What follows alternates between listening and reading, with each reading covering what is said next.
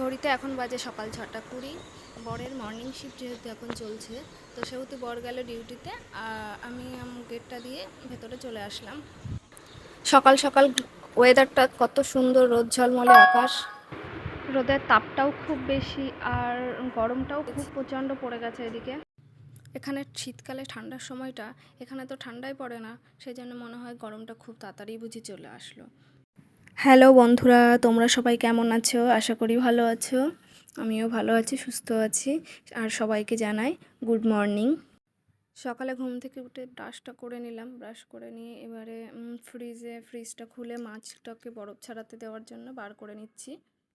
সকাল থেকে এত গরম আর কিছুতেই কিছু পারা যাচ্ছে না। গরম হোক আর ঠান্ডা, সংসারের কাজকর্ম তো করতেই হবে। তো চলো লেগে পড়া যাক সংসারের কাজকর্ম করতে।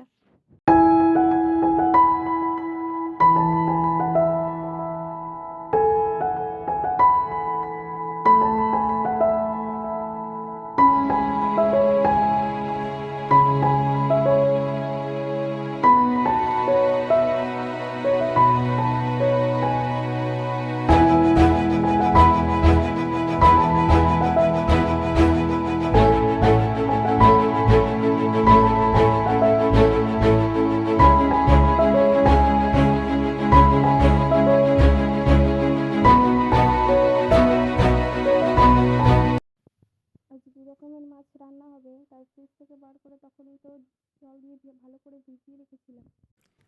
সকালে ঘরে যাতে একটু আলো ঢোকে তার জন্য ব্যালকনির পর্দাগুলো সরিয়ে দিলাম।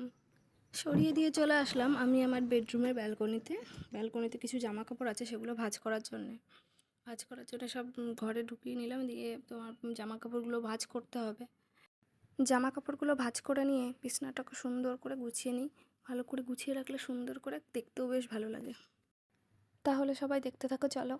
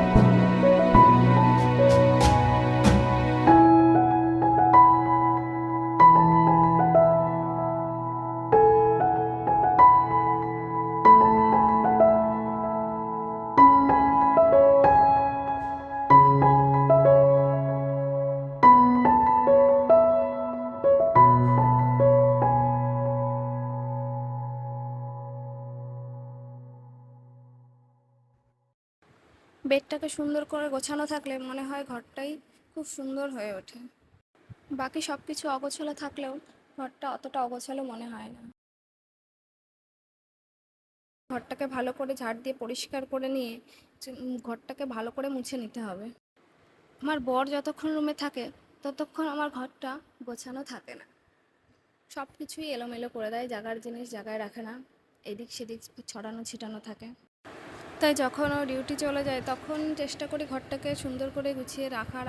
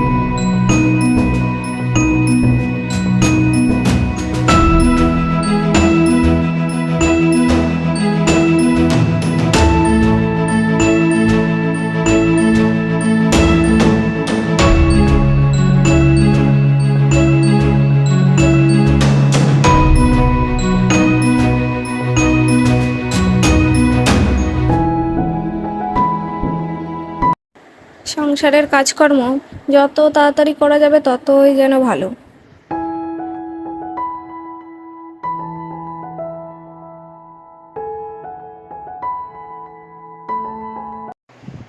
আমার আর আমার বরের এই শখের ব্যালকনি, বেশ কিছু গাছ লাগানো আছে ব্যালকনিটাতে।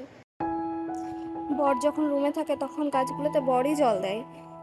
রোদের এত তাপ যে গাছগুলো মনে হয় পুড়ে যাচ্ছে।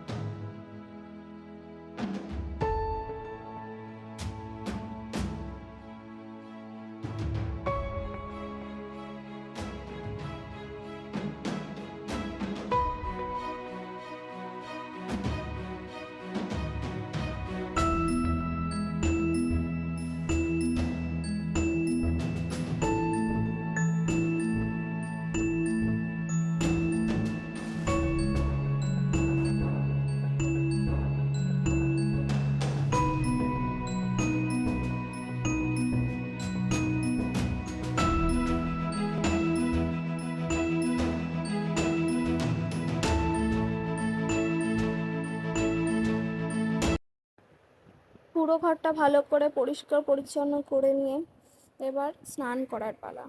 এবার স্নান করতে যেতে হবে। তো চলে গেলাম স্নান করার জন্যে। তো চলো স্নান করে পুজোটা সেরে ফেলি।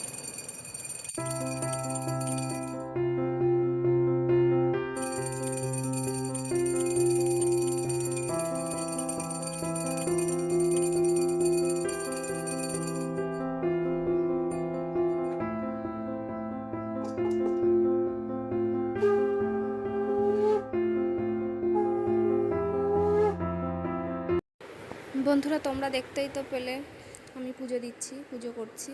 তো পুজো সারা হয়ে গেছে, এবারে খেতে হবে। তো ফ্রিজে দুধ ছিল, সেই দুধটা বার করে নিলাম, নিয়ে এবার গরম করে নিচ্ছি। গরম করে দুধ দিয়ে মুড়ি খাবো ভাবছি। দুধ মুড়ি খেতে তোমরা কে কে ভালোবাসো কমেন্ট করে জানাও।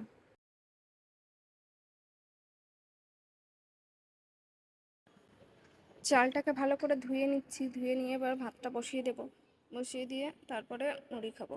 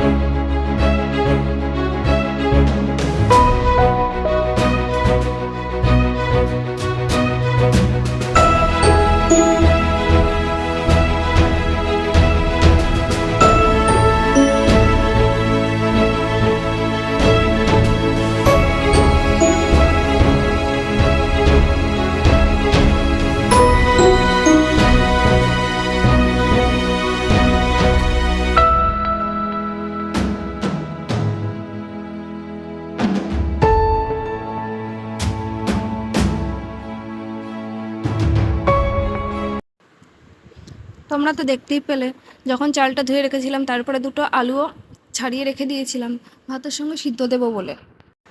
আর এখন মাছগুলোকে ভালো করে লবণ হলুদ মাখিয়ে তারপরে ভাজা করে নেব। তো কড়াইতে বসিয়ে দিয়েছি তেল, তেলটা গরম হতে থাক। তারপরে গরম হয়ে গেলে পরে মাছগুলো ভালো করে ভেজে নেব লাল লাল করে। তো তেলটা গরম হয়ে এসছে, তো মাছগুলো দিয়ে এবার ভালো করে ভাজবো। মাছগুলোকে তো ভালো করে মাছগুলো ভাজা করে রান্নাবান্নাগুলো সেরে ফেলি, তোমরা দেখতে থাকো।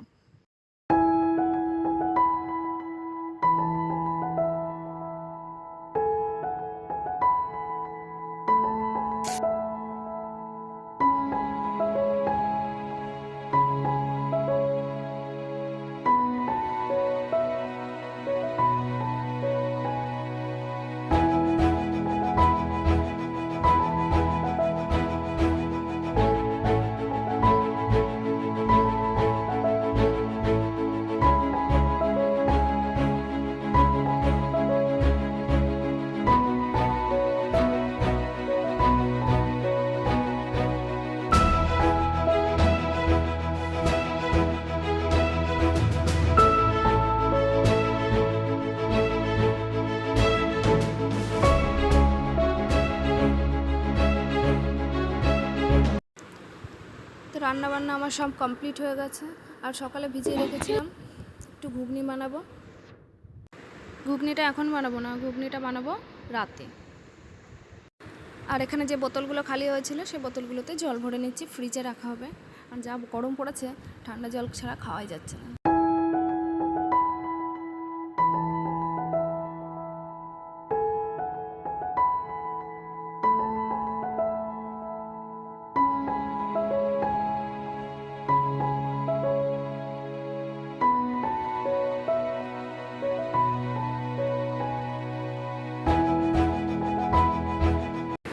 তো আজকে রান্না হয়েছে লোটে মাছ আর বরের জন্য কাতলা মাছ আর ডাল, আলু সিদ্ধ তো দিয়েছিলাম ভাতের মধ্যে। দেখো দেখতে দেখতে আবার সন্ধ্যেবেলা চলে এসেছি। চলো আবার সন্ধ্যেবেলা চলে এসেছি, বানিয়ে নিচ্ছি চা আমার আর আমার বরের জন্যে। আমরা দুজনই থাকি সংসারে, তো দুজনেরই চা হচ্ছে। তো ভিডিওটা আজ এখানে শেষ করছি, আবার কাল দেখা হবে। তোমরা ভালো থেকো, সবাই সুস্থ থেকো।